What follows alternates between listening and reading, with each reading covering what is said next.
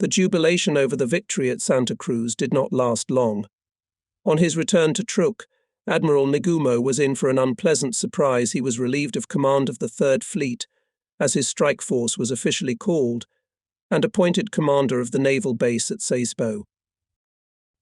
After learning about the transfer of the admiral to Japan, I arrived at the Zuikaku to say goodbye to him. Nagumo looked terrible. In the last 6 months, he seemed to have aged 20 years. "It's good to see you, Hara," he greeted me. "I've been watching your destroyer's actions. You well done." I was embarrassed, and after some silence I dared to ask, "You look very bad, Admiral. Are you unwell?" A little cold, Nagumo sighed, "But I will recover quickly at home and soon return to fight with you." Of course I supported him. "Sasebo's climate will get you back on your feet in no time. You need to rest. You have been fighting continuously for a whole year. Compared to you, I was on a pleasure cruise." "Now you'll have a hard time," sympathetically replied to me Admiral. "All aircraft carriers, with the exception of Dunier, recalled to Japan for repairs." I was stunned. How will we act in this area with only one aircraft carrier? Couldn't we make the necessary repairs without recalling ships 2,500 miles away from the war zone? If it was only about damage to the ships, then of course most of the work could be done right here on Truk, Admiral Nagumo explained. The issue is different. We've lost a large number of our best pilots, and we need to get back home to train new ones. Nagumo was replaced by Vice Admiral Jisaburo Ozawa, who had spent his entire life sailing on destroyers, and how he would cope with the command of the carrier group was unknown to anyone. Everyone waited for a miracle and hoped for the best. In the headquarters of the United Fleet reigned gloomy and tense atmosphere. After the brutal defeat that had befallen the 2nd Army Division on Guadalcanal, the Army had decided to land the 38th Division on the island and required Admiral Yamamoto to provide transportation. Tom had no choice but to comply with the Army's demands. In early November, 20 Japanese destroyers began to deliver to the island parts and units of the 38th Infantry Division. The delivery and landing of troops was carried out by destroyers on November 2nd, 7, 8 and 10, without any opposition from the enemy. But the American fleet, as in previous operations, waited only for the right moment. And that moment has come. In the period from November 12 to 15 near Guadalcanal was a series of fierce naval battles. Nagumo had predicted that we would soon be in for a very tough time, and I was soon convinced of this when I got into the new Guadalcanal meat grinder. It was one of the most fantastic naval battles in history, with 14 Japanese and 13 American ships fighting at direct fire range. The Japanese lost 1 battleship and 2 destroyers. Of the American squadron, only 3 destroyers and 1 badly damaged cruiser survived. A great many senior American naval officers died. Perhaps it was the heaviest American defeat in the entire war in the Pacific. However, we also had nothing to be happy about, and our admiral for this battle went on trial and was dismissed from service with the motivation for disgraceful leadership. The battle was actually a dump without following any operational plan or tactical schemes. The details and particulars of it, apart from the end results, will probably never be known. I have put a great deal of effort into trying to reconstruct a picture of this battle as objectively and unbiased as possible. The Japanese detachment was commanded by Rear Admiral Koki Abe, who by that time had already had extensive combat experience. He was known for his extreme caution, some admirals' detractors often called timidity. In the Battle of Santa Cruz, he, commanding the vanguard of our forces, could not organize the pursuit of the fleeing enemy and complete his defeat.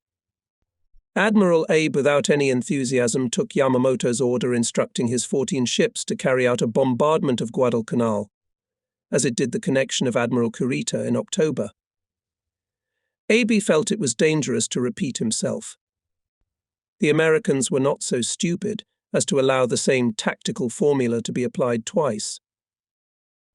On November 9th, Maya Matsukaze, along with a group of 8 destroyers whose leader was the light cruiser Nagara, left Truk Island. At dawn on November 12th, our squadron joined Admiral Abe's squadron, consisting of 2 battleships and 3 destroyers of their cover. This occurred in the vicinity of Shortland Island. At 8:30 of the same day, when our connection was still 300 miles from Guadalcanal, it was detected by the American Flying Fortress B-17. Fearing a possible airstrike, we requested air cover from Admiral Kokuta, and soon fighters from the aircraft carrier Zuni were circling over our ships. Indeed, after a while a group of enemy bombers appeared, but at the sight of the fighters it turned back without dropping any bombs. However, it was clear that the Americans already knew everything about our approach to Guadalcanal. We continued to head south at 18 knots. From the liner ship Haya catapulted a scout plane. An hour passed, but no reports came from the plane. Nor did the enemy aircraft appear. Suddenly the weather began to deteriorate.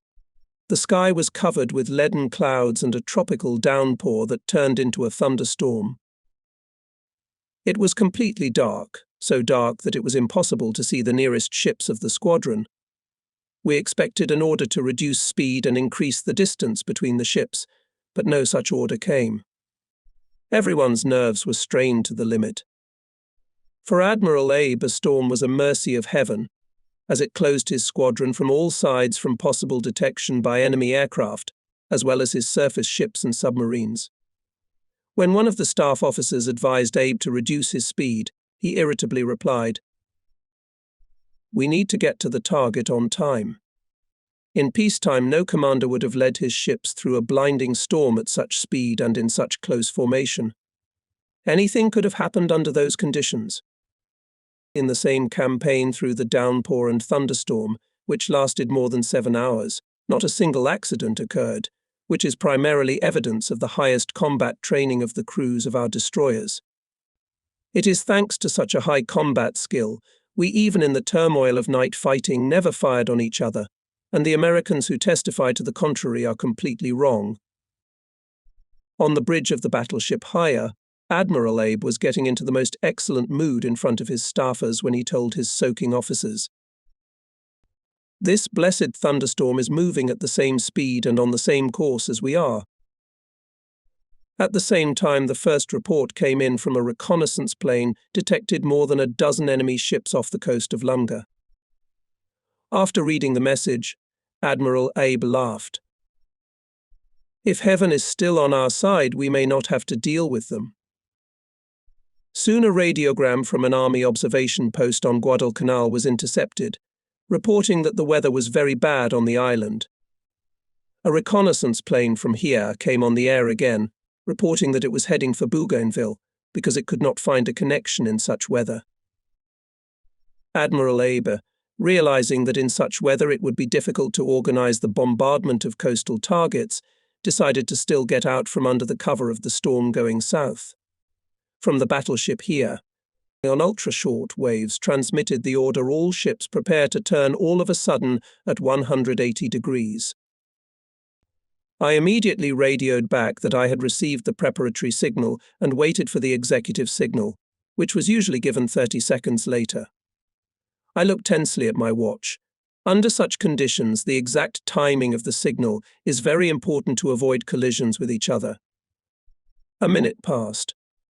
There was no executive order. Another 30 seconds passed. Silence.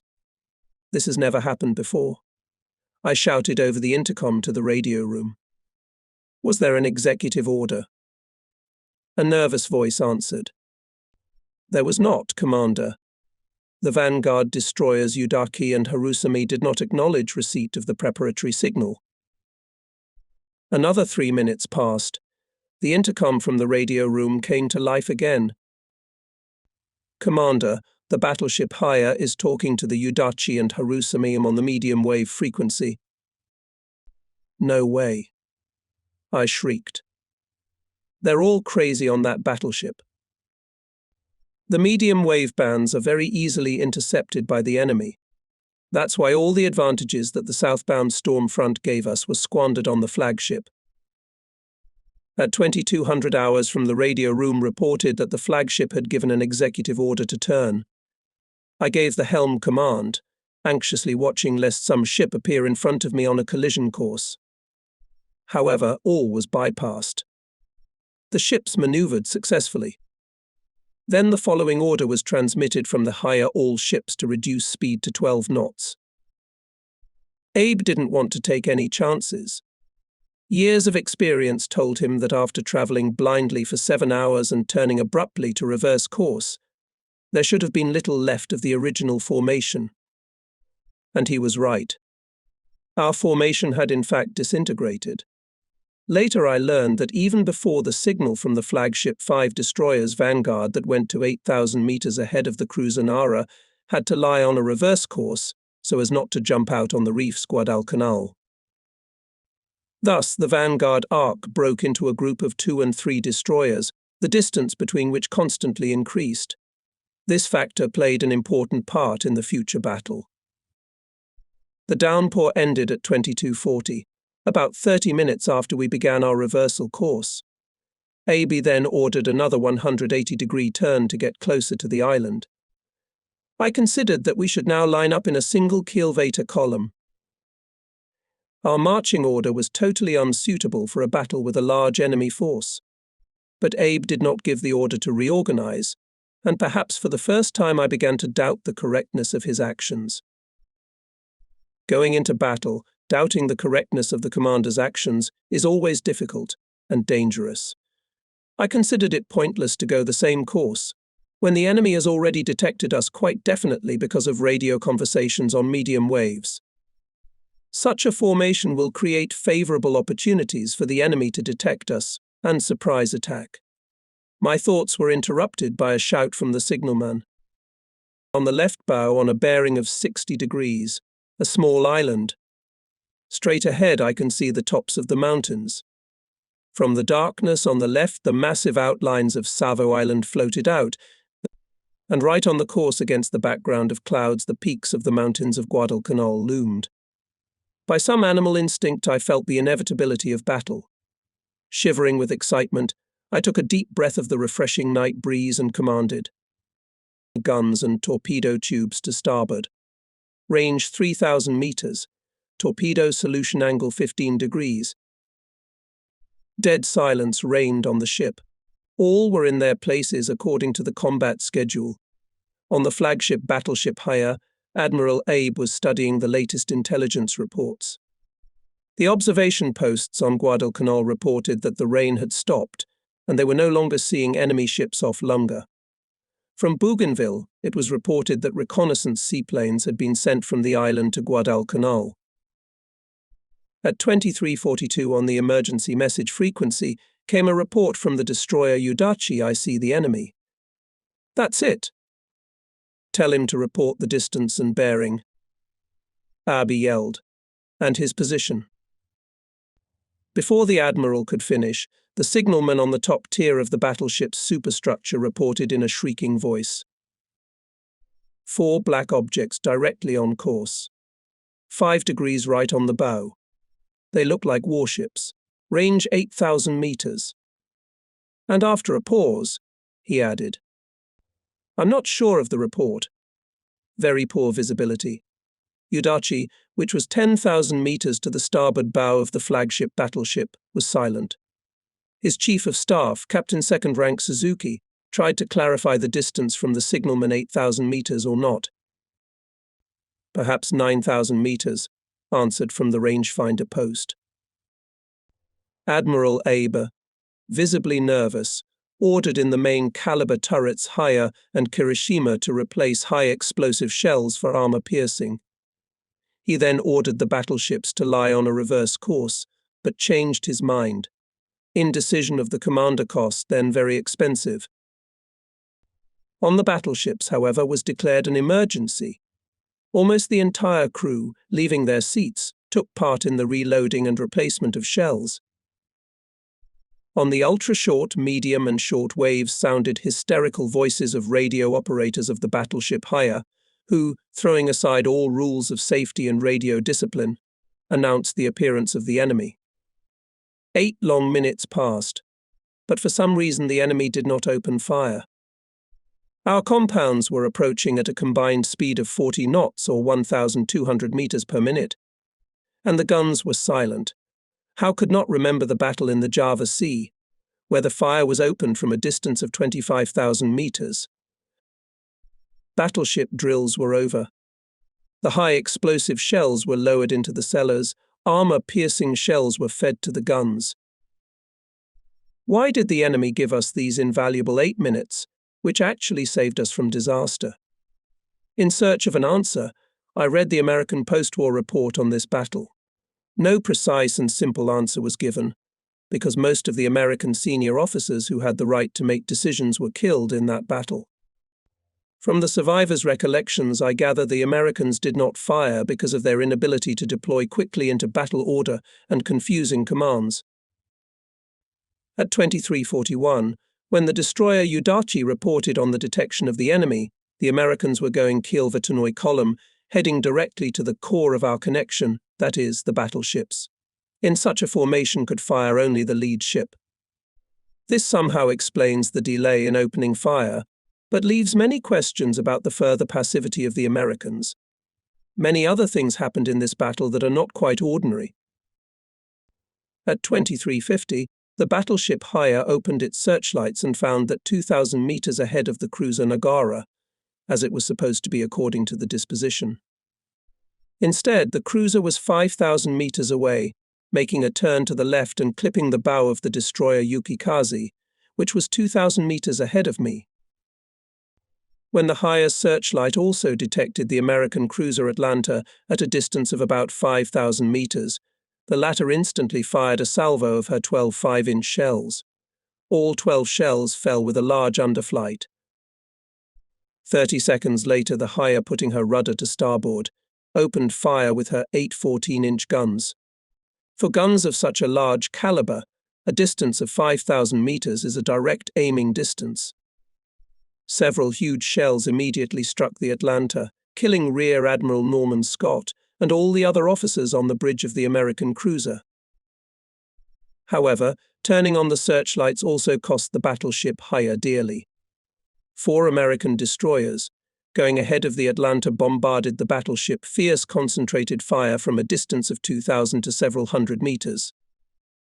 The USS Cushing, going ahead of everyone else, even pierced the battleship's bridge with bursts of large-caliber machine gun fire. Many shells and trails of large-caliber bursts flew past the battleship and fell in cascades around my Amatsukaze. There was an incredible rumble. Completely blinded, I stood on the bridge for some time, unable to see anything. Fortunately, there were no hits on the destroyer. Cushing fired 6 torpedoes at Haya, but none of them hit. In any case, the Amatsukaze and I didn't see any of them. Meanwhile, all the shells that did not hit the Haya continued to fall around us. The danger of our position was increased by the fact that the outlines of Florida Island, with its numerous coastal reefs, were clearly visible ahead. I ordered to turn to the right, increase speed, and move away from the battleship. After moving away from the Haya, I joined the destroyer Yukikaze, coming full speed from the starboard side of the cruiser Nagara. To my right, I could see many American ships walking in ghostly shadows along the coast of Guadalcanal. Putting the rudder starboard and giving full sail, I determined to attack the enemy's ships before they could get into position to strike our bulky order. The next moment, however, the ghostly silhouettes of the enemy ships disappeared against the shore of the island. I gazed into the darkness, trying to discern something there. Suddenly, 3 of our destroyers appeared on the right flank of the battleship here, blocking my view of the Guadalcanal shore. My battle impulse was thwarted. I looked back at the Hia and in despair, I cursed loudly. The battleship's massive superstructure was engulfed in flames. 3 of our destroyers, which had so inadvertently appeared between me and the enemy, began to turn to the left, apparently wanting to cover the battleship from the rear. They were Akatsuki, Inazuma, and Akatsuchi, newer and faster destroyers than mine. I had already decided to join the rear of their column, but at that moment the impenetrable darkness of the night was illuminated by two bright missiles fired, as I learned later, from the cruiser Nagara. And 5 or 6 American ships were clearly visible to me, coming in a keel column. The closest of them was on my right bow on a bearing of 30 degrees at a distance of about 5,000 meters, and almost on a parallel course. My heart jumped. This was a unique chance to put my torpedo firing theory to the test. My mine torpedo officer, LT. Miyoshi was already groaning with impatience. I ordered to get ready to fire torpedoes and instructed the navigator, turning right, a little closer to the enemy, and go on a hyperbolic course. We were approaching the enemy at a combined speed of 60 knots. The torpedo tubes were given the command. Tovsia and Miyoshi looked at me with greedy eyes, waiting for the command ply. For some reason the enemy did not open fire, but even if they did, they couldn't reach me on a hyperbolic course. Fire, I commanded. 8 fat fish jumped into the water from the apparatuses and went to the target. It was 23 hours and 54 minutes. I waited, holding my breath and reciting a prayer. The spray was raining down on the bridge from the storm raised by the destroyer's full combat speed, but no one on the bridge noticed them. I turned a little to the left, dropping speed a little as a couple more missiles illuminated the scene of the night battle. I saw a column of 4 American destroyers coming at intervals no more than 200 meters apart. On them, cutting their course and fierce fire from all guns, carried Udachi.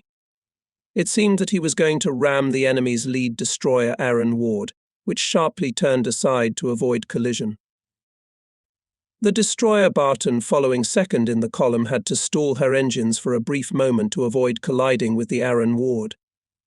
At that moment, 2 minutes after I had fired my torpedoes, 2 columns of flame rose above the Barton.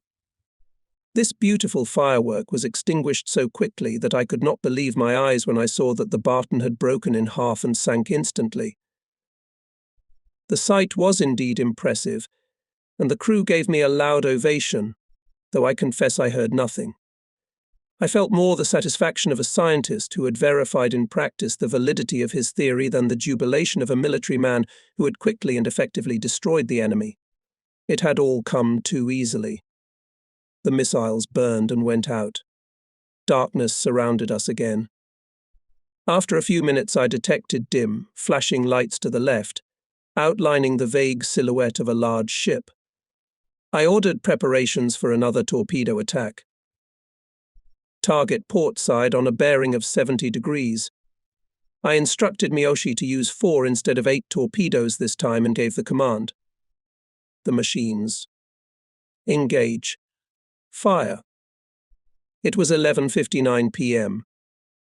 when the 4 deadly fish once again flew out of the Amatsukaze's apparatuses and rushed toward the target. 3 minutes and 40 seconds later, a huge scarlet wall of flame rose above our target. The victim was the American light cruiser Juno, which at that moment was firing artillery at the Udachi. My sailors once again howled with delight. LT. Shimizu wanted to finish off the enemy with artillery fire, but I wouldn't allow it. The gun salvos would only give away our location. Coming to my senses, I looked around. In the darkness, there was a deafening rumble of guns, sparkling flashes of gunfire. American destroyer Kashing, going out to attack the battleship Haya, came under fire from our destroyer Tarotsuki. The Japanese destroyer was in the dark on the battleship's port side, and the Kashing was in the crosshairs of our searchlights. In the end, Tarotsuki simply shot it with direct fire. Another American destroyer, Lofi, almost crashed into Haya. Turning away at the last moment, the Lofi raced under the battleship's side, showering its superstructure with bursts of large-caliber machine guns. Capped. First-rank Suzuki, the battleship's commander, was killed on the spot. Others, including Admiral Abe, were wounded. The battleship's huge guns and Tarotsuki torpedoes caught up with the American destroyer on the retreat and sank it within minutes. The third destroyer in the enemy formation, the USS Sterett, fired torpedoes at the Haya, but missed. The fourth American destroyer O. remaining in the darkness, opened a rapid fire on our battleship, achieving many hits and disabling the entire system of intra-ship communications on higher, which forced the battleship to withdraw from the battle. In the darkness of the night, the battle continued in conditions where no one really knew the general situation and enemy forces. The destroyer Akatsuki, whose place in the order was 2,000 meters off the starboard side of the higher, rushed forward and fired torpedoes that hit the American cruiser Atlanta. But the Akatsuki itself came under murderous crossfire from the American heavy cruiser San Francisco and destroyers and was killed with almost the entire crew. San Francisco was still firing on Akatsuki. When it itself came under fire from the approaching battleship Kirishima, which soon, however, had to leave the battle area, obeying Admiral Abe's orders. Meanwhile, the destroyer Udachi, having cut the enemy column, saw the American cruiser following a parallel course with him. The destroyer fired 8 torpedoes at him, but missed. The cruiser brought down on it the full force of its artillery fire. Captain second-rank Kikuwa thought he was finished, but at that moment a huge column of flame rose above the enemy cruiser, apparently from the torpedoes hitting it. When the destroyer Akatsuki was sunk, followed by 2 Japanese destroyers went into a furious attack on the American cruisers San Francisco and Portland, which met them with murderous fire. Taking advantage of the turmoil, the unpredictable Udachi jumped out of the darkness from the non-firing side of the American cruiser, fired 8 torpedoes into it, and was itself hit by the fire of the American destroyers, receiving the heaviest damage. And my Amatsukazes was heading north to our hit battleship Haya. There was a strange silence. Gunfire flashed in the distance, but it was no longer possible to tell who was fighting who. The only ship that could still be recognized by the fire blazing on the deck was the battleship Haya. So I decided to join him. I asked the radio room if there were any important messages. The radio operators replied in the negative, adding that they could not hear the flagship battleship at all. Apparently, all communications had failed on it. I glanced at my watch.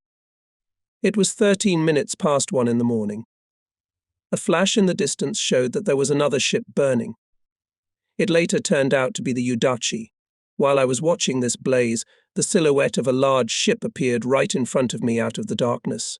To avoid a collision LT, Matsumoto sharply put the rudder to starboard.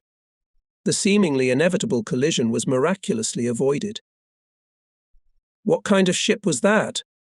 We passed it so close that I couldn't see the entire silhouette. The dark bulk of the board simply floated above us. No activity was visible on its deck. No artillery turrets were visible either, but it was clearly not a merchant vessel. For some reason, this ship that emerged from the darkness reminded me of the Jingei, a mothership of our submarines. But how could the Jingei have gotten here? But after a moment I realized that it was not Jingei at all, but probably some of the enemy's ships. I ordered the gunners and torpedoists to prepare for battle.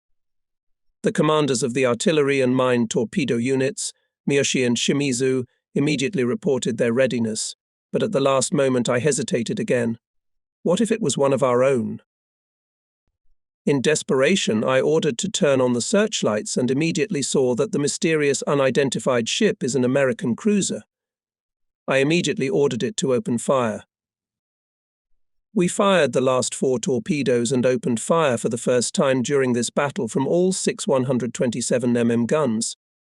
To our surprise, the enemy did not respond. About 20 seconds after we started firing, my acousticians detected 4 powerful underwater sound sources. I held my breath, expecting explosions. Another 10 seconds passed, but there were no explosions, but the Amatsukaze rocked heavily from side to side. And I realized what a foolish thing I'd done. Each Japanese torpedo had a special safety device that prevents explosion within 500 meters from the torpedo release point, and our target was less than 500 meters from the Amatsukaze. I berated myself. In the haste and turmoil, I missed 100% opportunity to send the American cruiser to the bottom. The first mistake, as you know, is always followed by another one. That's what happened to me. Angry at myself for wasting the last torpedoes, I forgot to give the order to turn off the searchlights. Meanwhile, the American cruiser we continued to fire on was burning the entire length of her hull. It was the heavy cruiser San Francisco, and our encounter in the darkness must have taken place after Admiral Callaghan, together with the cruiser's commander and the officers of his staff, had perished. The artillery turrets, whose absence had so confused me, had been swept off the San Francisco by the 14-inch shells of our battleship Kirishima. San Francisco did not return fire, but shells were falling around Amatsukaze. Intoxicated by the battle and burning with the desire to finish off the enemy, we paid no attention to it. I, too, did not take my eyes off the blazing American cruiser, and that was my third mistake. Through the rumble of the guns, I heard Signalman Iwata shout from his observation post above the bridge. "Commander, another cruiser is cutting our course, bearing 70 off the port bow." I turned sharply in that direction and saw another enemy cruiser. For a moment I froze with horror, and then I commanded, "Close the searchlights. Cease fire. Put up a smoke screen." I had not yet had time to finish the command when a salvo of a new enemy covered my destroyer. 2 shells exploded off the side of the ship. I strained my back and clung to the bridge railing. The explosion almost threw me overboard, and the noise was deafening. I could barely stand on my feet. But my mind was working clearly, and I realized I wasn't hurt. I saw Iwate's pale face and his unnatural pose. It was as if the signalman was hanging off the rangefinder. "Iwata," I shouted, "what's the matter with you?" He did not answer or move. Then I noticed that blood was dripping from his shrapnel-pierced head, dripping onto the planking. My best signalman had been killed dead. The shell must have exploded on the range pad. I leaned over to the intercom and called for LT. "Shimizu." But there was no answer. "Radio room," I shouted. "Give me a status report." There was silence. The second shell penetrated the destroyer's side just below the bridge and exploded in the radio room, killing everyone there. Amatsukaze, making a right turn, suddenly went into full circulation. "The ship does not obey the rudder," reported Navigator Matsumoto. Flames burst from under the bridge, apparently from the radio room, and flares hovered above us. The Helena was clearly intent on killing us. The messengers who came to the bridge reported that the whole hydraulic system of the ship had failed. The turrets were not rotating, the steering machine was not working. It was pleasant to learn that the destroyer's machinery was not damaged. Fuel tanks remained intact. Meanwhile, Amatsukaze, having made a full circulation, went for a second round. Shells from Helena continued to fall around us, showering the destroyer with shrapnel. Our guns were silent, torpedoes were spent. We were as helpless as a sheep led to the slaughter. Fortunately, the enemy had no intention of finishing us off. The fire began to slacken and soon ceased altogether. Lieutenant Commander Matsumoto, sent down, reported that the rudders had been converted to manual control. The hydraulics were completely out of order. It would be a good idea to stop the machinery to repair some of the damage. Stopping a destroyer in such close proximity to the enemy was, of course, very dangerous. But Helena completely stopped firing, and we did not see her visually anymore.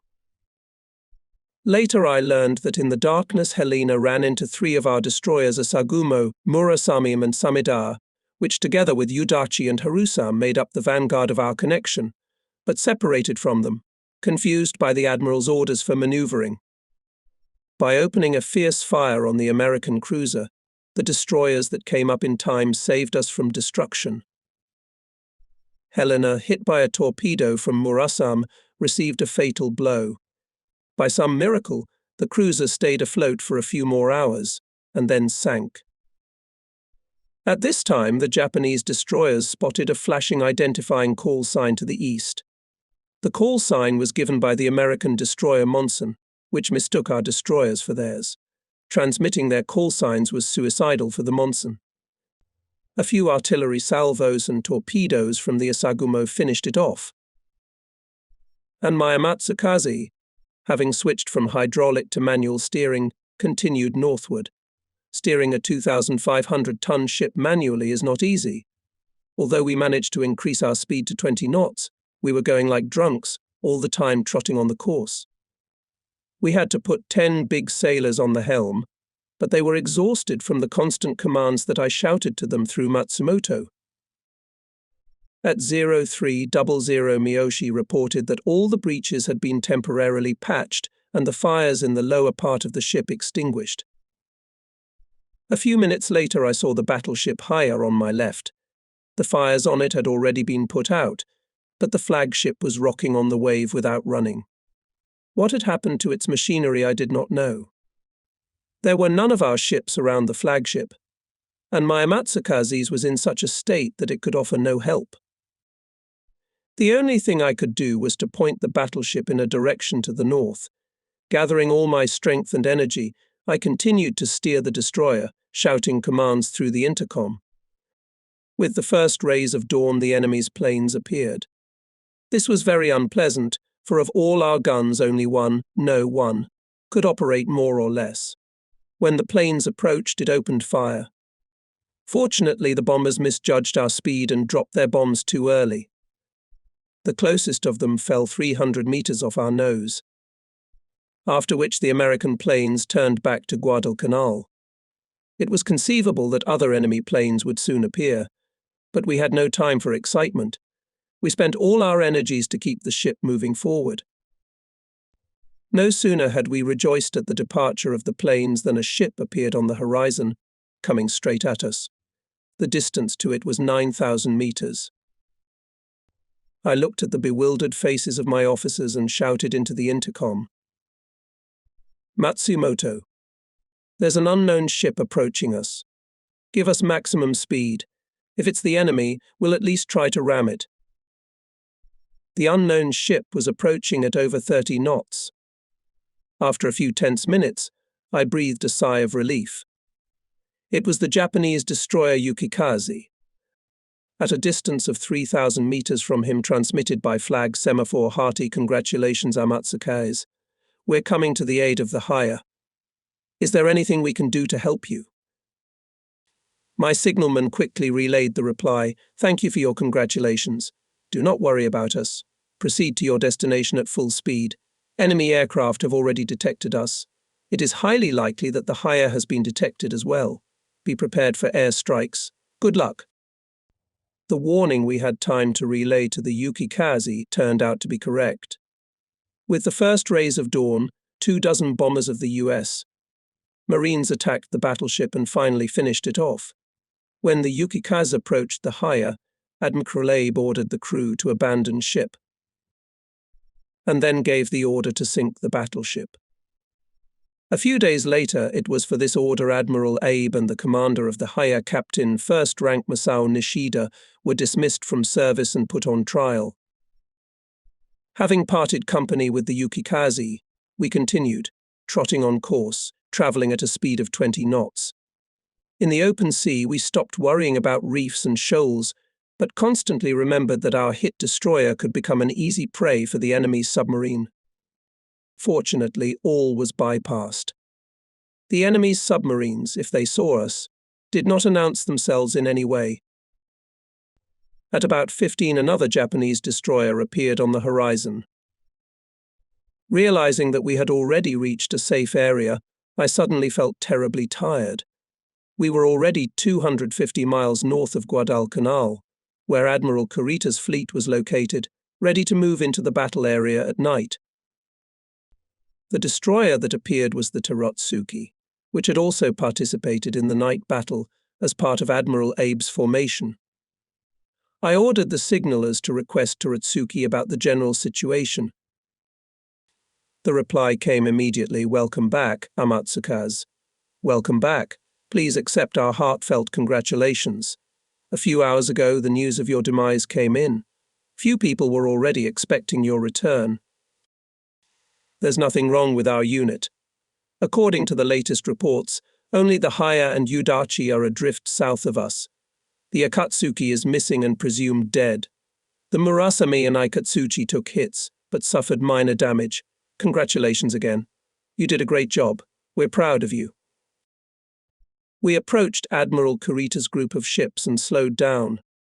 Kurita's flagship battleship Congo towered above the water like a fairy tale fortress with all its 27,500 tons. The battleship hoisted our call sign and started up the semaphore. Admiral Kurita to Captain Second Rank Hara. I salute your valiant return and am pleased to inform you that orders have been received to enlist your destroyer in my formation for the upcoming night battle. I shall be proud to have you under my command. Despite such a high honor, I had no other choice but to reply to the Admiral that the destroyer was hit. 43 of the crew were killed, including the chief gunner. Steering control was manual. Urgent repairs were needed.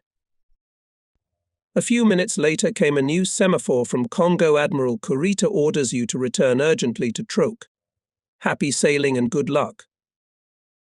The huge silhouette of the battleship Congo blurred into my tears as I read this warm message from Admiral Kurita. After informing Matsumoto that we were returning to base, I sat down in my chair for the first time in 24 hours. Matsumoto suggested I go down to my quarters and get some sleep, assuring me that he could handle the manual helm controls on his own. I was inclined to agree with him, but I remembered that before nightfall it was necessary to hold a funeral ceremony for our fallen comrades. 43 corpses were laid out on the destroyer's half bay. Some were presented as tattered remains. The friends of each of the dead washed their bodies with warm water and sewed them up in tarps. Only precious distilled water was used for this ceremony. The bugles played a farewell. The officers took up their visors and the bodies of the dead were committed to the ocean. 2 non-commissioned officers washed and stitched up the body of Signal Petty Officer Iwata, who, having first spotted the cruiser Helena, could be said to have saved the destroyer. I came down from the bridge for the first time since the beginning of the operation and approached the remains of the signalman. He was my friend, I said through tears. I must personally participate in his burial. I took off my uniform tunic and covered Iwata's body with it. Many of the sailors were crying like children, wiping their tears with their palms. The sun was setting, and when the funeral ceremony was over, it was already dark. Amatsukaze made a circle of honor over the burial site. The crew read a memorial prayer in chorus, and then we resumed northward toward Truk. Lieutenant Commander Matsumoto, who had once graduated from a merchant marine school, was an excellent navigator and mastered the manual steering very quickly. The destroyer went almost without trotting on the course, and after 24 hours Amatsukaze anchored in a quiet lagoon atoll Truk. The battle ended with an unconditional victory of the Japanese. But the victory was again purely tactical, and strategically again won the enemy. Our attempt to bombard airfields Guadalcanal was completely thwarted. Not a single shell on the island was not released, and the loss of American ships was thus justified. Admiral Yamamoto was terribly angry at this turn of events. Not only that Admiral Abe failed to fulfill his task, he also managed to lose a battleship in this battle. Here became the first Japanese battleship lost in the war. No less shocked was the High Command in Tokyo. Although Abe's failure was followed by an even worse failure by Admiral Kondo, the scapegoat for both failures was Rear Admiral Abe. A commission of admirals was appointed to conduct a secret court-martial of Admiral Abe and the commander of the Haya, Captain First Rank Nishida. They failed to justify their mistakes and blunders. The court sentenced both to dismissal from the service. They were granted a pension, but were forbidden to make any remembrance of themselves or to appear in public places and on the pages of the press. On the night of November 13th, Rear Admiral Shoji Nishimura's squadron of 3 cruisers and 4 destroyers approached the coast of Guadalcanal and bombed American airfields. The bombardment was so ineffective that the very next morning US Marine bombers took off from these airfields. Interacting with aircraft from the aircraft carrier Enterprise, they attacked the Japanese transport convoy of 11 transports and sank 7 of them. In addition, American aircraft sank the heavy cruiser Kinugasa and severely damaged 3 destroyers. In carrying out the next operation scheduled for the night of November 14th, Admiral Kurita was unexpectedly replaced by Deputy Chief Admiral Kondo. A powerful force was drawn up, consisting of the battleship Kirishima, the heavy cruisers Atago and Takao plus all of Admiral Abe's former force, not counting here, and 3 destroyers. The appointment of Admiral Kondo to command this powerful formation can be considered one of Admiral Yamamoto's worst mistakes. It is still a mystery why Yamamoto so highly valued the fighting abilities of Admiral Kondo, although he had already managed to demonstrate quite clearly his indecision, if not to say confusion, in a real combat situation. As a result, in the night battle at Guadalcanal, powerful connection Kondo, including a battleship, 2 heavy and 1 light cruiser, and 9 destroyers, faced a much less strong American squadron of Rear Admiral Willis Lee of 2 battleships and 4 destroyers. In the ensuing battle, Kondo lost the battleship Kirishima and a destroyer, while Lee lost only 3 destroyers. Kondo's 2 heavy cruisers sustained no damage, but Kondo ordered a withdrawal, not even attempting to continue the battle with the enemy. This was Admiral Kondo's 3rd such action in 4 months. Admiral Yamamoto, who had become so furious upon learning that Abe had lost the battleship Haya, was surprisingly lenient toward Kondo. Many of the officers in Kondo's entourage were ashamed of both him and themselves. They preferred not to talk about this battle at all. I knew Admiral Kondo well. He had the demeanor of an English lord. He was friendly, affable and polite to everyone, and had a reputation as a scholar. To me, he always treated me very well, and I paid him for it with sincere respect. Nevertheless, I am convinced that one of Admiral Yamamoto's greatest mistakes was overestimating Admiral Kondo's fighting qualities. Kondo may have been a fine professor at the Naval Academy, and even Chief of the Chief of Naval Staff. But as the commander of the fleet's combat formations, he was clearly out of place. Arriving at Truk, the Amatsukaze docked aboard the Akashi floating workshop. The chief engineer of the workshop came to the destroyer to inspect the damage we had sustained. I accompanied him, expressing the hope that if the repair began without delay, the destroyer will regain its former combat capability in a week, or, at the very least, 10 days. Still, we made it to Truk on our own in spite of the damage. We spent the whole day drawing up the defect list, and my optimism was fading. We counted 32 holes more than a meter in diameter and 5 small holes from unexploded shells in the hull of the ship.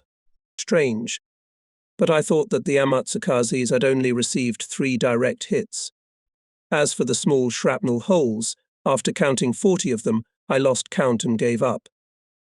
Having finished the inspection, the engineer and I went down to my cabin, where I collapsed in my chair in a state of depression and total disorder. The engineer, trying to cheer me up, said, "It is simply a miracle that you managed to bring the destroyer to the base with such damage. But a miracle, as you realize, rarely happens twice in a row." He was right. There was nothing to object to. Meanwhile, the engineer continued. "You realize that we cannot concentrate all our efforts on your Amatsukaze. Many ships also need urgent repairs. I believe that in a month we will be able to patch up your destroyer to such an extent that it will be able to return on its own to Japan for final repairs, which I believe will also last at least a month. But the enemy, as far as I know, carries out such repairs in much less time," I reminded. "Why can't we?" My question, of course, was tactless.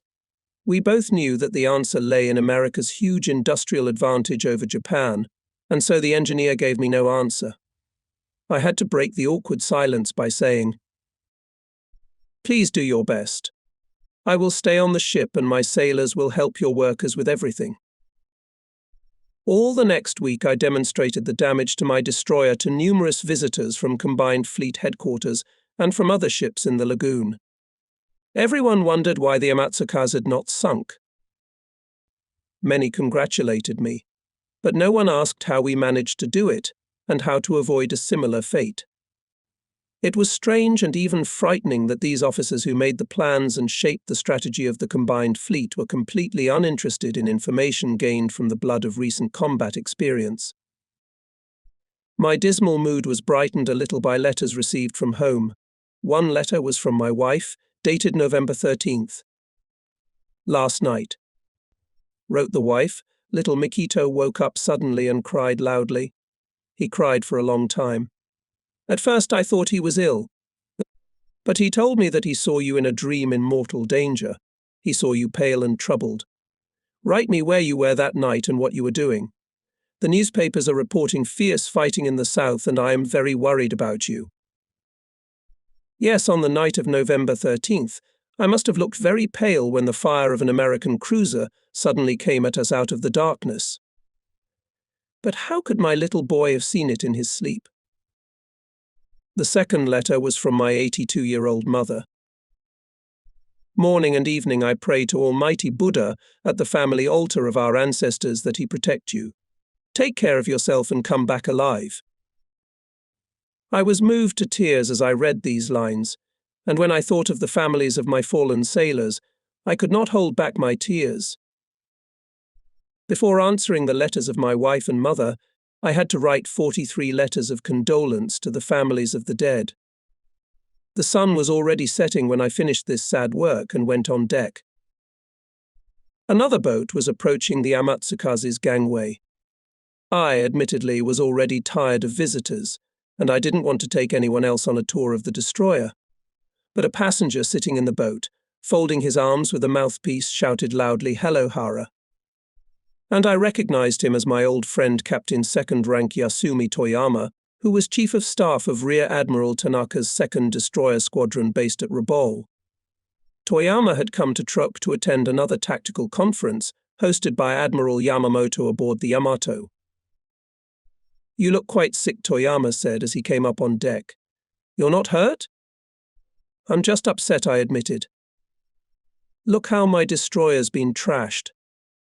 "You should be," Toyama smiled. "I've already seen what you've been through from the boat, so there's no reason for you to be discouraged." "All right," I waved my hand. "Tell me about the squadron." Toyama sighed. "We're no longer a battle squadron. We work in the mode of fast transports. Damn Yankees gave us the nickname Tokyo Express, carrying supplies and soldiers to this damn island with orders to avoid combat at all costs. Decks are crammed with crates and barrels, ammunition reduced by half. The cargo is tied to empty barrels. We approach the island and throw it overboard, hoping that the surf will drive it to the shore and our soldiers will pull everything to land. And then we quickly withdraw. This is murderous folly. We must fight for dominion over these waters, not engage in wild improvisations." Then I told him the details of our operation and warned him not to make the same mistakes. Toyama didn't stay with me for long. He had to catch a plane to Rabaul. His short story again showed the importance of the airfields captured by the Americans on Guadalcanal. They gave the enemy permanent air superiority over that entire area. Because of this, the Japanese destroyers, acting as fast transports, had to approach the island only at night in order to get out of the danger zone before dawn and not become easy prey for enemy aircraft. And our troops landed on the island every day more and more desperately needed food, medicine and ammunition. There was no way out. Admiral Tanaka was put in charge of supplying the army on Guadalcanal. Each destroyer could take on board about 100 containers of supplies and drop them into the sea about 200 to 300 meters off the coast. Soldiers on boats or pontoons would then have to catch these containers in the waves, drag them ashore, and hide them in the jungle so that these precious supplies would not be destroyed by US aircraft. On November 27th, Admiral Tanaka's 8 destroyers left Rabaul and set a course south to Shortland. The squadron managed to reach Shortland undetected. At nightfall on November 29th, the destroyers left Shortland and headed for Guadalcanal. Using false courses, the squadron turned to the east, as if heading for the reef's Roncador near Ramos Island, but in the morning of November 30th, built Kielva-Tonoy line, destroyers abruptly changed course to the south directly to Guadalcanal. At 8, Admiral Tanaka's squadron was detected by an enemy reconnaissance aircraft, and dreams of a stealthy approach to the island vanished. Shortly thereafter, an observation post on Guadalcanal reported that more than a dozen enemy destroyers had been sighted off Lungi. Reports from other sources also confirmed that a large force of enemy surface ships was patrolling around Guadalcanal. At 1,500 hours, Admiral Tanaka relayed a directive to his ships. A battle with enemy surface ships is highly probable in the evening. Although our main task is to unload supplies, everyone be ready for battle. I expect everyone to show initiative in order to defeat and destroy the enemy. The American formation that went to intercept Admiral Tanaka's destroyers under the command of Rear Admiral Carlton Wright used the same formation that the day before used dead Admirals Callaghan and Scott. In front, in the guard, went Squadron Destroyer Fletcher, equipped with the latest radar equipment. Fletcher survived the night battle 2 weeks ago, but then he went in the rear guard of the formation, and now was put forward in the front watch. Behind him in the keel column followed 4 destroyers Vanguard and 5 cruisers. Closing the line 2 more destroyers. Thus, the numerical and material advantage of the Americans was overwhelming, and the combat power of our destroyers was reduced by almost half stacked on the decks of crates and barrels with Army cargoes. These cargoes halved the usual supply of shells and, most importantly, torpedoes. Instead of the usual 16, each destroyer had 8. Admiral Wright's force left Espiritu Santo at dawn specifically to intercept Admiral Tanaka's destroyers, which had been spotted the previous day by a reconnaissance plane. At 2100 hours, the radar of the cruiser Minneapolis detected the Japanese squadron at 26,000 meters.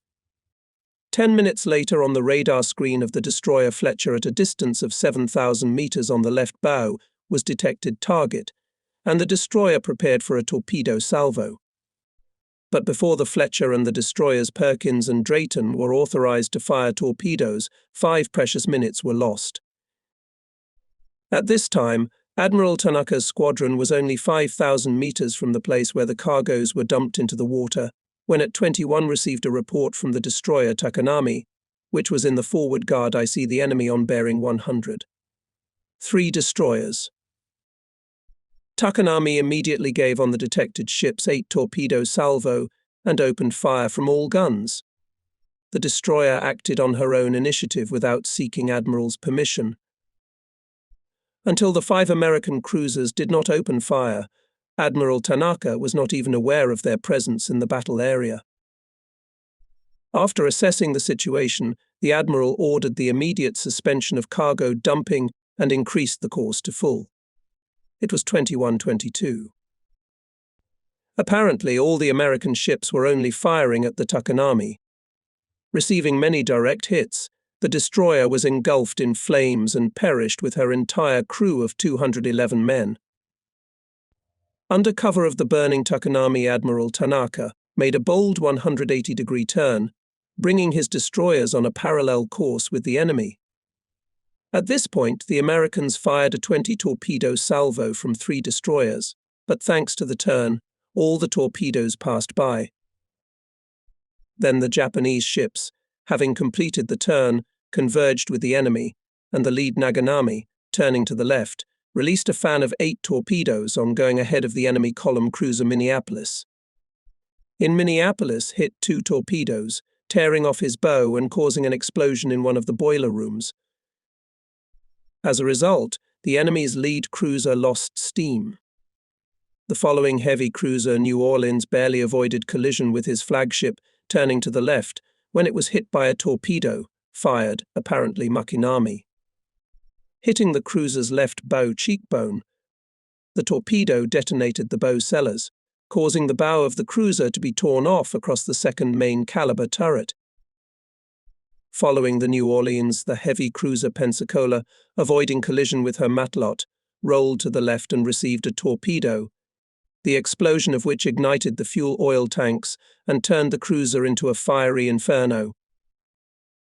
The light cruiser Honolulu, which was following the Pensacola, sharply put her rudder to the right to avoid colliding with the burning Pensacola and to get out of the fire-lit space. The cruiser managed to avoid her intended torpedo by dodging to the northwest. Northampton, coming late in the column of enemy cruisers, could do little without going around his burning comrades. At first he went after the Honolulu, but seeing that the Japanese ships were taking a westerly course, he also went in that direction, opening fire with his 8-inch guns. Firing almost blindly, Northampton did not achieve hits, but received in the port side of 2 torpedoes, causing a terrible explosion of ammunition. Engulfed in flames, cruiser began to sink into the water. Having used up the torpedoes, the squadron Tanaka full speed began to go to the northwest, leaving behind them burning and stunned enemy. Honolulu was the only enemy cruiser that escaped damage in this battle. In the darkness and turmoil, the cruiser opened fire on the destroyers of her own rearguard. Lamson and Lardner. The exchange of fire lasted about 15 minutes, after which the destroyers disappeared into the darkness. 50 miles off Guadalcanal, Admiral Tanaka ordered his remaining 7 destroyers to report damage and casualties. No damage or personnel losses were sustained by his ships. It seemed simply unbelievable that it was possible to inflict such damage on the enemy at the cost of losing only 1 destroyer. But Admiral Tanaka was in a somber mood. He was over the loss of Takanami and sullenly silent all the way back to Rabaul. The admiral was even thinking of returning and rejoining the enemy, and at the same time to look for survivors of the crew of the Takanami. 4 of his destroyers used up all their torpedoes, 1/2, and 2 destroyers did not use up torpedoes at all, because they were at an unfavorable angle relative to the target. Tanaka therefore gave the order to return to Rabaul.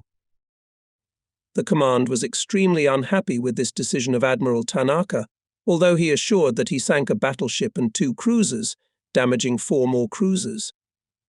Although Tanaka somewhat exaggerated his successes, the facts also looked impressive. Tanaka sank 1 and seriously damaged 3 heavy cruisers of the enemy, losing only 1 destroyer. But these statistics were of little interest to the command. The main thing was that, believed in the headquarters of the United Fleet, that Tanaka never delivered cargo to Guadalcanal, so necessary for ground troops. So shortly after this battle, Admiral Tanaka was transferred to Singapore and then to Burma. This transfer to a deep rear area, of course, saved the life of the admiral, but deprived the combat units of the fleet of one of the most capable commanders, the shortage of which we were already acutely felt. The rest of the war, Tanaka no longer commanded combat formations at sea. 15 years after that battle, I paid Admiral Tanaka a visit at his farm near Yamaguchi. Recalling the battle at Tassafaronga, Tanaka said to me, "I heard that American naval experts think very highly of my command of that battle. I don't deserve that honor. It was not my merit, but the excellent training and valor of my sailors that ensured our victory in that battle. As for me, I rather deserve to be criticized because, having entered the battle, I did not fulfill the main task. I did not deliver the army cargoes to Guadalcanal. Of course, I should have gone back and completed the mission. This was because I did not have accurate information about the enemy forces. I believed that the Americans had 4 destroyers in the vanguard and another 4 following the cruisers, and therefore did not risk resuming the fight with their 7 destroyers, which already had virtually no ammunition, and the decks were piled with cargo. If I had known that the enemy had only 1 cruiser and 4 destroyers left in the line." Tears ran down his cheeks as the admiral spoke of the destroyer Takanami. We were able to deliver a devastating blow to Admiral Wright's ships only because of the feat of the destroyer Takanami. At the most important moment of the beginning of the battle, He took on all the enemy fire and covered all of us. And we left without doing anything for his valiant crew. No one was searched for, picked up. No matter how Admiral Tanaka assessed his actions, here is what the American naval historian Rear Admiral Samuel Morrison wrote about the battle at Tassafaronga.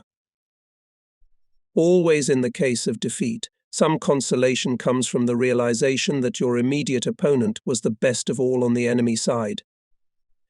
As for Admiral Tanaka, he wasn't just the best. He was the best of the best. He was simply excellent.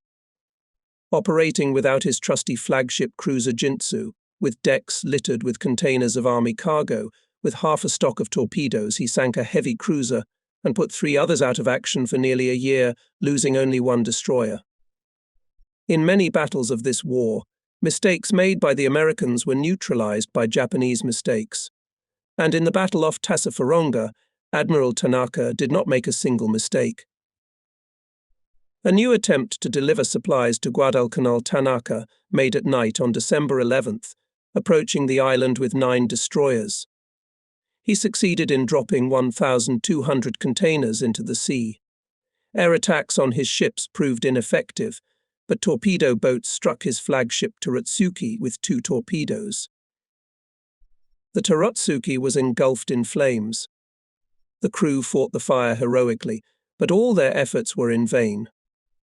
The flames approached the depth bomb cellars, and a terrible explosion sent the ship to the bottom. Wounded Admiral Tanaka managed to transfer his flag to another destroyer, things on which he returned to the base. As sad as the loss of Tarotsuki was, even sadder was the news that of the 1,200 dropped containers, with supplies for the army managed to catch only 220. Admiral Tanaka was hospitalized in Rabaul. While in the hospital, the Admiral drafted a memorandum to the High Command recommending the evacuation of our troops from Guadalcanal. Instead of a reply, Tanaka was ordered to proceed to Singapore. Admiral's recommendations were rejected, although it was already clear to many that the island will not hold. The combined efforts of destroyers and submarines on Guadalcanal could deliver only a fraction of what was required to supply the 22,000 garrison. During these exciting days, I continued to be stationed on Truk. I felt sorry for Admiral Tanaka, but of course there was nothing I could do to help him. I was unable to get a new destroyer, and was left with only watching the Amatsukas being repaired. Finally, the destroyer was patched up enough that on December 15th I was able to leave Truk and head for Japan to complete the repairs. The 5-day voyage passed without event. As we passed the island of Saipan, I saw several of our airplanes in the sky and began to worry how they would react to the appearance of the Amatsukas. To my surprise, no one even bothered to identify us in any way. As was always the case, while the combat units were bleeding to death in the Solomon Islands, everyone in the rear was dying of laziness and boredom. I must confess that I had almost forgotten about the war myself when the destroyer sailed into the vast raid of our home naval base at Kure. Seagulls greeted us with loud cries as we cut through the calm waters of the bay, where every corner was familiar to the point of tears. How different from the deadly waters of the Solomon Islands. One could not even believe that such dissimilar places were on the same planet. Amatsuke's was put in dock, the repair plan and schedule was made, and I managed to get a week of vacation. On December 27th, I arrived at my home in Kamakura. The week with my family flew by in a flash. Everything was too good to be true. I was especially happy with the fact that I was able to celebrate New Year's Eve with my family. But the war still reminded me of itself in one way or another. One day my wife, together with other women, organized a collection of iron and brass items for the defense needs. To my surprise, my eldest daughter said, "Daddy, you must have forgotten that there is a war going on?" That same evening I received a call from Tokyo from my old friend and classmate Captain 2nd Rank Keio Nasagawa, who served in the Navy Personnel Department. "I'm not on business," he warned me at once, "so don't worry. Tomorrow, on the occasion of New Year's Eve, our entire group of school days has decided to gather. Bonenkai holiday, after all. We've chosen the Isogogen restaurant in Yokohama. It's a nice place halfway between Tokyo and Yokosuka. It's very close to your home. So we expect to see you. The following evening I arrived at the said place, where I was greeted by my old classmates. In addition to Nasagawa, there was also Captain Second Rank in Pei Kanuka, who had served as Fleet Liaison Officer to Prime Minister Tojo. I was even surprised that with his busy duty schedule, he chose the time to meet with fellow students. Since I was sitting next to him at the banquet, I asked, "I guess because of the events in the South, it must be hard for you to serve under the Prime Minister now." "What do you mean?"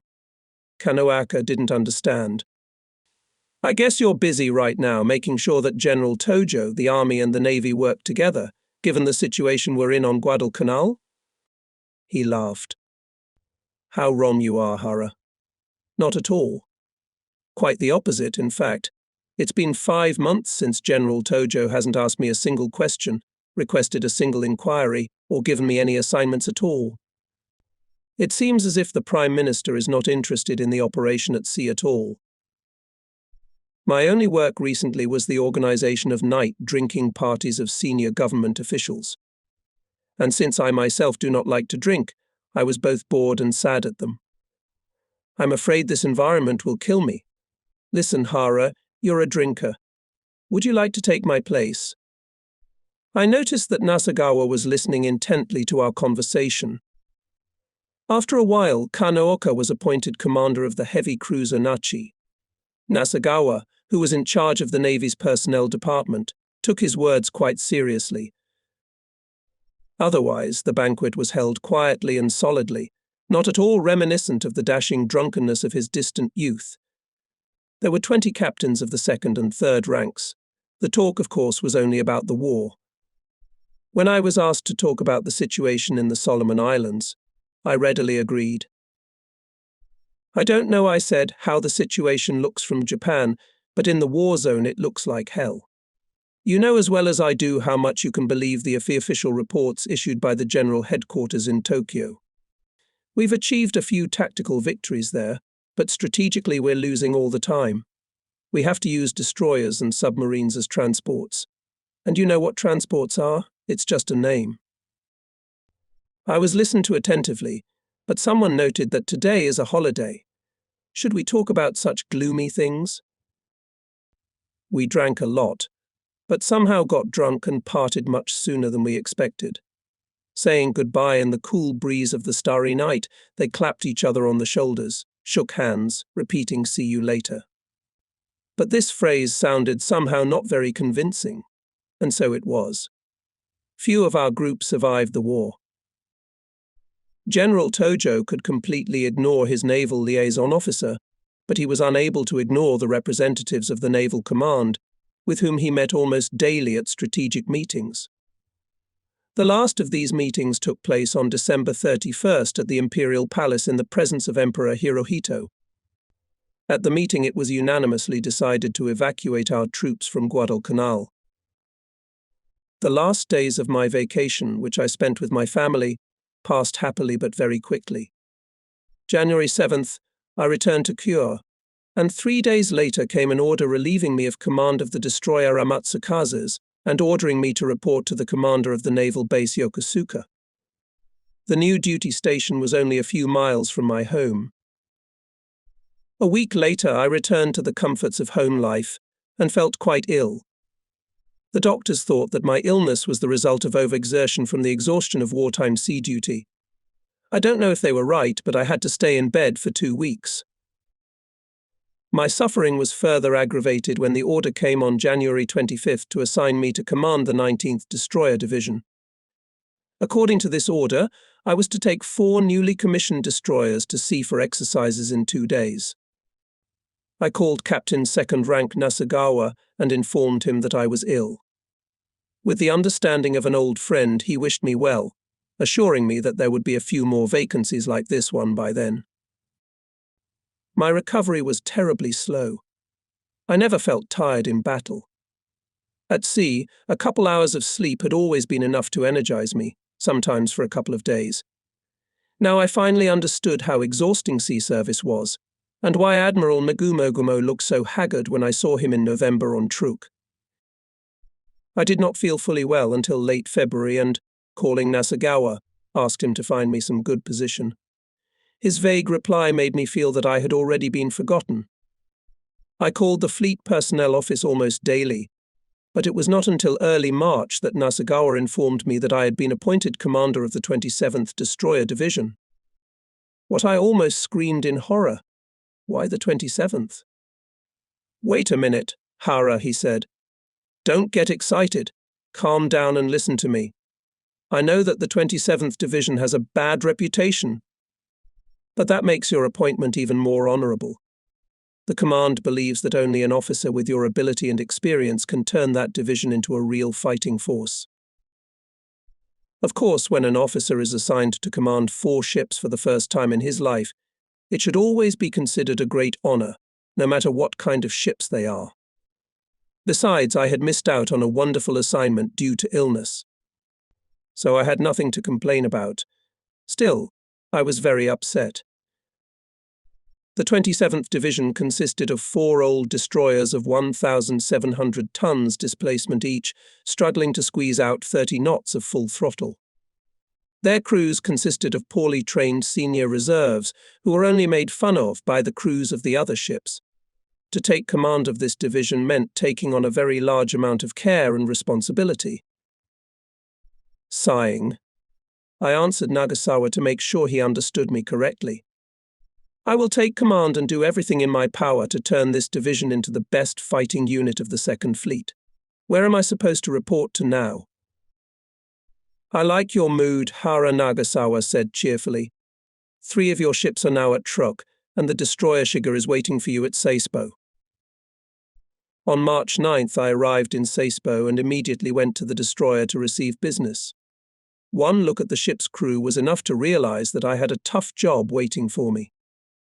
My recruits on the Amatsukaze, whom I had begun training before the Midway operation, looked like old sea wolves in comparison to these old ones. And these reminded me of a poorly disciplined army company that had accidentally gotten on a warship. But I had no doubt that I would be able to make them a real crew of a warship. As for the destroyer Shiga itself, it seemed to me quite decrepit. New destroyers developed speeds up to 38 knots, while Shiga suffocated already at 30. But I still hope that despite all these shortcomings, Shiga will be able to show themselves in battle no worse than more modern ships. Of course, I could not have imagined that in a little time Shiga would become a legendary ship, the most famous in the Pacific theater of war with the nickname Indestructible. Escorting 2 transports, the Shiga left Seispo and headed for Truk to join 3 other ships of my division. We arrived at Truk without any adventure. At first glance, nothing had changed here during my absence. The old Akashi was still standing by the pier, and in the center of the lagoon the heavy cruisers swayed gracefully on their barrels. The mast of one of them, the Atago, bore the flag of Admiral Kondo. However, that was a first impression. Truk was indeed the same as before, but the military situation in the South Pacific had begun to change dramatically for the worse. Once anchored, I made my way to the flagship cruiser Atago to present myself to Admiral Kondo, commander of the Second Fleet. At the sight of the Admiral, I was shocked. Kondo was famous in the fleet for his impeccable aristocratic manners. Always groomed, smoothly shaven, carefully and elegantly dressed, he was like a standard of appearance and behavior of naval officers, serving as a shining example for young people. Now before me sat a haggard and exhausted man. I was as stunned as I had been recently at the sight of Admiral Nagumo. Kondo showed me to a chair with his hand. The Admiral's voice was hoarse, and he spoke slowly and with great effort. "Hara," he said, "I congratulate you on your promotion. But things are going badly. All I can say is, proceed with extreme caution, and take care of yourself and your men." I expected anything but such a greeting from my commander. It was so unexpected that I could not find a reply. Meanwhile, the Admiral bitterly continued. We are in such need of ships that 3 of your destroyers had to be temporarily transferred to other divisions. It is possible that not before a few months you will be able to collect all your ships. Apparently there were some signs of disappointment and dissatisfaction on my face, because Kondo said, "Most importantly, don't be impatient, Hara. I intend not to let you go anywhere at all for at least 3 months, until you have trained your crews properly and familiarized yourself with the changed situation." I sat down to study the staff documents for the past 5 months. The biggest event during that period was the evacuation of Guadalcanal. While still at home, I heard on the radio message of the Imperial Stavka talking about a new, brilliant victory of our fleet, won at Guadalcanal.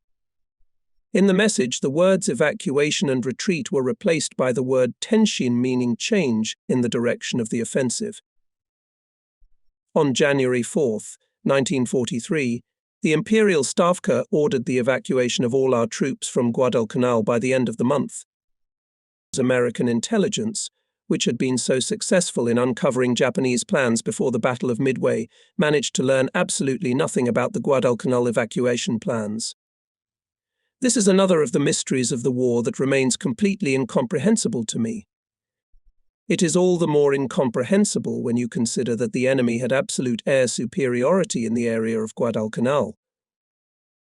January 30th, Japanese operational compound, consisting of 2 aircraft carriers, 2 battleships and about 24 other warships left Truk, heading for Guadalcanal to divert the attention of the American fleet.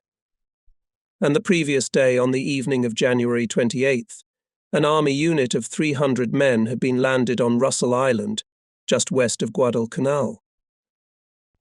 Needless to say how much the garrison of Guadalcanal rejoiced at their impending evacuation. Suffering from hunger, disease, and lack of ammunition, they valiantly resisted the superior forces of a well-supplied enemy. On the night of February 1st, 4 and 7, 22 destroyers, coming virtually to the very shore, took on board 12,198 Army and 832 Marines. The destroyer crews were stunned at the sight of these men, who resembled living skeletons. They had not eaten for days and were so exhausted and weak that they were unable to even rejoice at their rescue. The evacuation of troops from Guadalcanal was a phenomenal success. Japanese losses amounted to only 1 dead destroyer Makigumo. 3 other destroyers were damaged. This was the result of this 6-month operation, which left in the jungles of the island to eternal rotting 16,800 corpses of Japanese soldiers, and in the waters washing it dozens of dead ships and thousands of sailors. Japan had lost the battle for Guadalcanal. I then began to study the reports on the situation on New Guinea. They were equally dismal. The army was trying to march an infantry division from Buna through the Aries Stanley Mountains to the port of Moresby on the east coast of Papua. Most of the troops died in the mountains. While the fleet occupied Guadalcanal, the army's expeditionary force starved to death in Papua. And the enemy, launching an offensive through the jungles of New Guinea, captured Gona on December 9, 1942, Buna on the 14th, and 4 days later Madang and Vivak. Much more than the description of the extinct from hunger and disease army group in Papua, I was shocked by the reports of an absolutely incredible defeat of our fleet in the Bismarck Sea. On November 15th, the 2 largest Japanese airfields on New Guinea at Lae and Salanai were turned over to the army. The army, meanwhile, decided to strengthen its position on New Guinea by moving there another division taken from Rabaul. This division was loaded on 8 transports which left Rabaul on February 28th under escort of 8 destroyers. The convoy commander, Rear Admiral Masatomi Kimura, was promised adequate air cover on the passage to New Guinea. But not a single plane was sent, and all daylight on March 2nd, and the next day more than 100 bombers and torpedo carriers of the enemy, without meeting any resistance, attacked the convoy, sinking all 8 transports and 4 destroyers. As a result, more than 3,500 soldiers were killed. This has never happened before. Such a catastrophe contrasted especially with the almost lossless evacuation of Guadalcanal. I now understood why Admiral Kondo was in such a state of mind when I presented myself to him aboard the Atago. On March 5th, the destroyers Minigumo and Murasame were sunk by enemy artillery fire before they could fire even one return shot. This happened in Kula Bay, where the enemy had successfully used a new system of radar fire control. In complete frustration, I left the headquarters room on the cruiser Atago and took a speedboat ashore, deciding to stop by the officers' club. There I met Captain First Rank Tomiji Koyanagi, who was serving as Admiral Kurita's Chief of Staff. Since the thought of Bismarck's defeat at sea had not left my mind, I naturally asked Koyanagi what he thought about it. Admiral Kimura told me, answered Koyanagi, that the enemy bombers in the attack on his convoy used a new method of bombing. The planes, going over the very surface of the sea, dropped bombs that slid over the surface of the water and hit the side of the transports like torpedoes. The usual methods of evasion proved useless against this new method developed by the enemy. This new method is called topmast bombing, because the bomber comes out of the attack almost at the height of the ship's masts. This poses a serious problem. We are now thinking about how to counter this new enemy method. Do you have any thoughts on this? But due to the shocking surprises of today, my head was incapable of generating any ideas. After giving the crew a chance to rest ashore, I began intensive exercises in the waters around Truk the very next day, realizing how generous Admiral Kondo had been in granting me 3 months. That was the minimum in which I could hope to turn the ship's current crew into something capable of handling tasks in a real combat situation. In addition to training the crew, my thoughts were constantly working on analyzing the mistakes I had made recently. The main of them I considered the repetition of tactical techniques without taking into account the changing situation and the belief that the enemy will constantly play by the rules we proposed. Thus, the bombardment of Guadalcanal, undertaken in October, Admiral Kurita with the battleships Congo and Haruna, was successful, and a month later, when Admiral Abe with the battleships Haya and Kirishima wanted to repeat a similar operation, not only failed, but led to the death of both battleships.